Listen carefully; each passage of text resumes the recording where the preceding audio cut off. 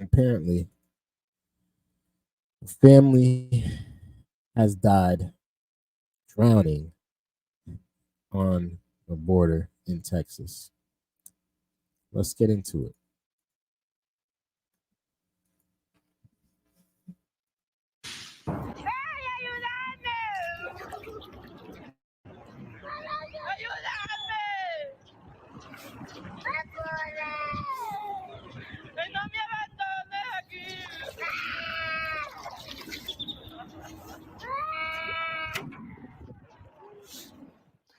Anguished voices on the Rio Grande filled with fear and undeniable desperation. Real human beings risking and sometimes losing their lives in a bid to cross into these United States.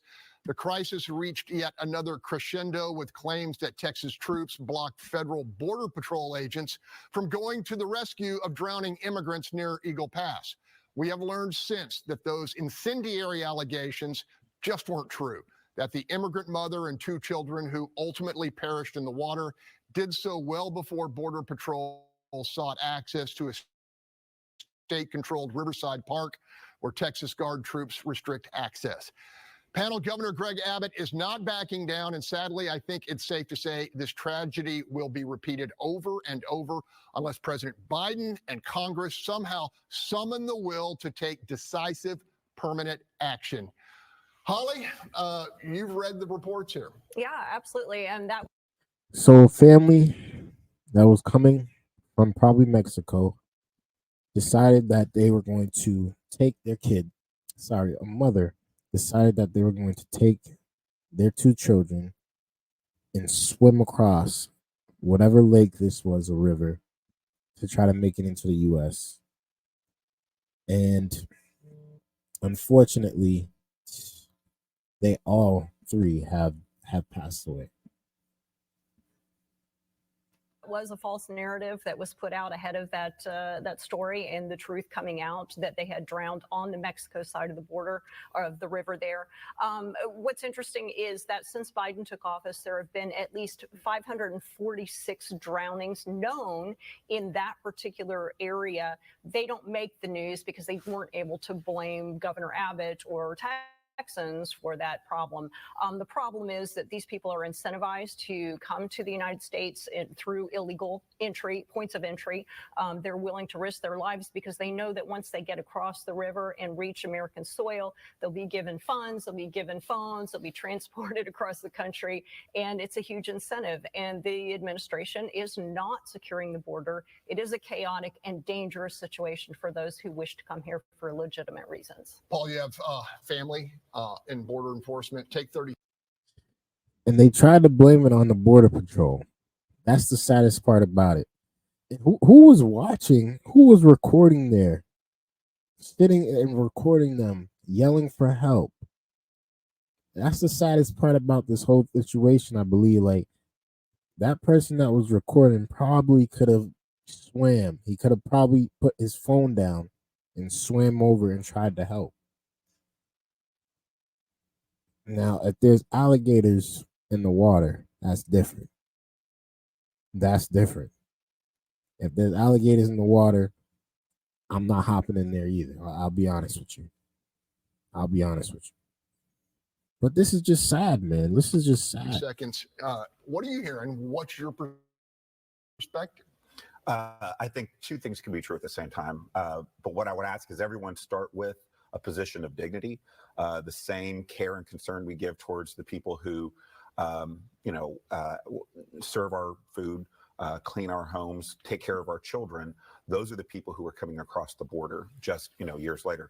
I do think the border needs to be shut down. I do think that Biden is failing. I do think that at the same time, I think that there should be at least a measure of dignity paid to the people once we do bring them together. Yeah. Everybody is on the same page about this migrant crisis. They all think that Biden is failing, and they all think that this thing is out of control. Everybody is looking for organization here. People are dying. People are dying. And the president is not saying a word. People are dying. People are getting stabbed. People are getting frozen to death. People are dying. 5-year-olds are dying. And this should have a way bigger press to it, a way bigger news line to it. But because these news lines like to throw their little narratives and make it seem like, oh, it's not their fault, it's not his fault. It is. It is. It is absolutely his fault. This all could have been avoided if there were actual structures in place for these people to get here legally. Let's continue. Really, our viewers anyway have reached a saturation point. 95% in our poll said they don't have the responsibility to go save those people because they've been told don't do. 96% say they would not save a migrant if they had to risk their own life. And that is exactly how a lot of people, heck yeah. Again, if there was alligators in that river, I'm not hopping in to save nobody. You had no right getting in that water in the first place. Do it. I think that's just a measure of frustration, Bob, don't you? Well, the reason they've been told not to do it is because we had a Texas National Guardsman drown trying to save somebody who turned out to be a drug trafficker coming across the river. What you heard in that video was a crime being committed. The crime was child endangerment. You heard that baby crying in there. If you or I, any of us, took our child through that frigid water to cross the river, it dragged them through razor wire to get into this country, you'd be charged with child endangerment. That's a fact, though. And that's the sad part that nobody seems to be talking about also. Why are these people forcing it that much just to get in here? They're literally bringing their kids, putting their kids in a life or death situation just to get on American soil. Through lakes, through alligators, through barbed wire, through electrical fence. What in the world are you actually thinking? Why would you want to put your kid in that predicament? If you're going to do something like that, do it by yourself. We don't charge these migrants with child endangerment. We bring them in.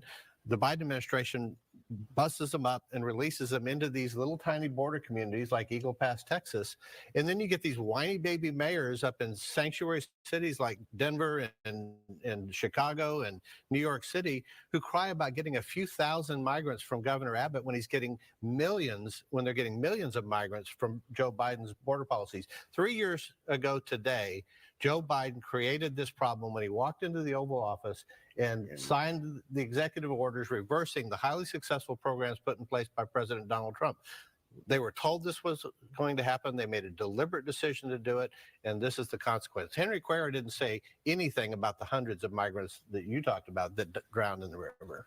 Right. 30 seconds, Marcus. We're at another impasse here. Now, there's hope that they can leverage aid to Ukraine and Israel, but to get something going on. Do you think Congress or this administration has the will to do what's right on the border? I don't, simply because, Bob, I agree in part with what you said. What I heard was a cry for freedom. What I heard was a cry of desperation. What the question of being asked about whether or not police officers have the responsibility to risk their lives. No, but human beings have a responsibility of being humane, right? And it's a terrible situation. Unfortunately, this cry of desperation, a lack of humanity, we're watching politicians play football with this subject, with this topic, with this issue. We are watching politicians play football. We're watching politicians play chess, and we're watching politicians play Jesus at the same time, because we're literally seeing people die. We're literally seeing people freeze to death. And little did they know that this all was going to happen. Now, obviously, not all the migrants are bad. Not all of them are doing crime. Not all of them are freezing. And not all of them Some of them is staying absolutely out the way, and that is good for them. But for some others, they are doing it absolutely the wrong way.